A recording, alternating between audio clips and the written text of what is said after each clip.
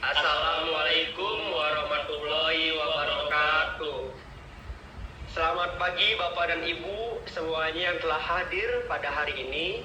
Perkenalkan, saya dan teman-teman saya berasal dari Universitas Pelatihan. Kedatangan kami kemari adalah untuk menjelaskan tentang apa itu DBD kepada Bapak dan Ibu untuk menambah ilmu pengetahuan. Jadi saya akan menjelaskan materi selama 30 menit. Dan bagi Bapak dan Ibu yang ingin bertanya, silahkan bertanya setelah kami selesai menjelaskan materi apa itu DBD. Jadi, silahkan mendengarkan penjelasan dari saya dan teman-teman saya terlebih dahulu ya, Bapak dan Ibu. Bapak dan Ibu, ada yang tahu nggak sih DBD singkatan dari apa? Iya, Ibu yang di pojok bisa jawab? Iya benar Ibu, DBD adalah demam berdarah ya Bu ya, atau DHF, dengue hemorrhagic fever. Adalah penyakit demam akut yang disertai dengan adanya manifestasi perdarahan. DHF adalah penyakit demam yang berlangsung akut menyerang baik orang dewasa maupun anak-anak, tetapi lebih banyak menimbulkan korban pada anak-anak di bawah usia 15 tahun disertai dengan perdarahan dan dapat menimbulkan shock yang disebabkan oleh virus dengue atau dari nyamuk ya Bu. Sejenis virus yang tergolong arbovirus dan masuk ke dalam tubuh penderita melalui gigitan nyamuk. Jadi, nggak semua nyamuk itu bisa digolongkan sebagai nyamuk Aedes aegypti. Dan hanya nyamuk betinalah yang bisa menimbulkan DBD atau demam berdarah. Jadi di sini ada gambarannya ya Bu ya, terlihat berbeda antara nyamuk biasa dan nyamuk Aedes aegypti. Kita bisa lihat di sini nyamuk Aedes aegypti bentuknya belang-belang hitam dan putih. Ini adalah nyamuk yang berbahaya yang dapat menyebabkan demam berdarah. Sedangkan ini adalah nyamuk biasa yang tidak dapat menyebabkan demam berdarah. Ibu, Bapak tahu nggak sih penyebab dari gigitan nyamuk Aedes aegypti? Ada yang bisa jawab? Tidak ada ya Pak ya? Oke, saya jelaskan ya. Penyebab dari nyamuk Aedes aegypti adalah penyakit demam berdarah disebabkan oleh virus dengue yang ditularkan oleh nyamuk Aedes aegypti dan Aedes albopictus. Kedua nyamuk dapat menggigit di pagi hari sampai sore hari menjelang petang. Penularan terjadi saat nyamuk sampai menggigit dan menghisap darah seseorang yang sudah terinfeksi virus dengue. Ketika nyamuk tersebut menggigit orang lain, maka virus akan tersebar. Hal tersebut terjadi karena nyamuk berperan sebagai medium pembawa atau carrier virus dengue tersebut.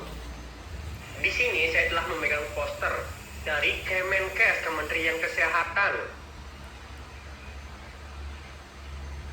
3M plus cara untuk mencegah demam berdarah. Yang pertama, menguras dan menyikat tempat penampungan air, memanfaatkan atau mendaur ulang barang. Mencegah gigitan dan perkembangan nyamuk. Seperti apa sih caranya? Yang pertama,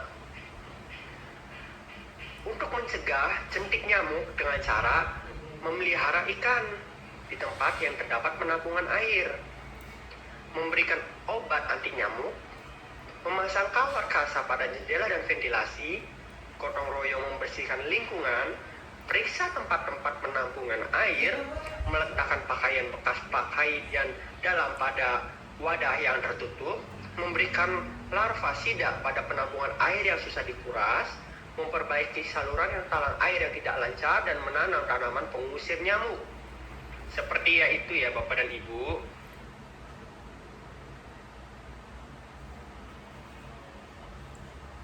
Iya, baik Bapak Ibu, saya di sini akan membacakan cara pencegahan DBD. Terdapat berbagai upaya yang dapat dilakukan untuk mencegah demam berdarah, yaitu anak usia 9-16 tahun seharusnya divaksin dengue sebanyak 3 kali dengan jarak 6 bulan. Memberantas sarang nyamuk yang dilakukan dalam 2 kali pengasapan inseksida atau fogging dengan jarak 1 minggu. Mengurus tempat penampungan air seperti bak mandi minimal setiap minggu. Menutup rapat tempat penampungan air, melakukan daur ulang barang yang berpotensi menjadi tempat perkembangan nyamuk Aedes aegypti. mengatur cahaya yang cukup di dalam rumah, memasang kawat anti nyamuk di ventilasi rumah, menaburkan bubuk larvasida pada penampungan air yang sulit dikuras, menggunakan kelabu saat tidur, menanam tumbuhan pengusir nyamuk, menghentikan kebiasaan menggantungkan pakaian, menghindari wilayah daerah yang rentan terjadinya infeksi, menggunakan pakaian yang longgar, dan menggunakan krim anti nyamuk yang mengandung DEET, tetapi jangan gunakan DEET pada anak di bawah 2 tahun. Gejala awal untuk demam berdarah yaitu demam tinggi dan muntah-muntah, kulit bintik-bintik merah, nyeri sendi, sakit perut, dan diare. Penolongan pertama, minum air putih sebanyak mungkin, minum obat penurun demam atau panas, kompres dengan air dingin, menguras bak mandi, menutup tempat penampungan air,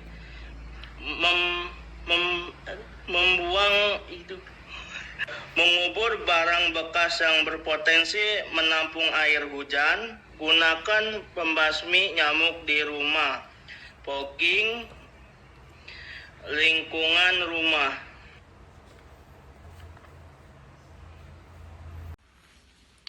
Nah, di sini saya akan menjelaskan tentang Ovitrap, yaitu perangkat untuk mendeteksi kehadiran Aedes aegypti dan albictus. Ovitrap memberikan hasil setiap minggu, namun temuan baru dapat memberikan hasil selama 24 jam. Nah, cara pembuatan Ovitrap diantaranya sebagai berikut. Nah, ibu-ibu dan bapak-bapak bisa sambil mencatat ya. Nah, alat dan bahannya yang pertama di sini ada botol plastik, lalu ukurannya 1,5 liter dan 200 ml air, lalu ada 50 gram gula merah, 1 gram ragi. Ibu bapak bisa beli di toko makanan raginya ya. Lalu langkah-langkahnya, yang pertama, potong botol plastik tengah, simpan bagian atas atau mulut botol. Yang kedua, campur gula merah dengan air panas dan biarkan hingga dingin, dan kemudian tuangkan separuh bagian potongannya ke bawah botol.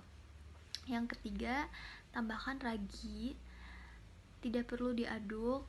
Nah, ini akan menghasilkan karbon dioksida ya Bapak Ibu. Selanjutnya, pasang atau masukkan botol bagian atas dengan sisi terbalik seperti corong. Selanjutnya, bungkus botol dengan sesuatu yang berwarna hitam, kecuali bagian atas ya, dan letakkan di belakang botol dengan sesuatu yang berwarna hitam, kecuali bagian atas ya, dan letakkan di beberapa sudut rumah. Selanjutnya, dalam 2 minggu, ibu atau bapak akan melihat nyamuk yang mati di dalam botol. Seperti itu ya Bapak Ibu.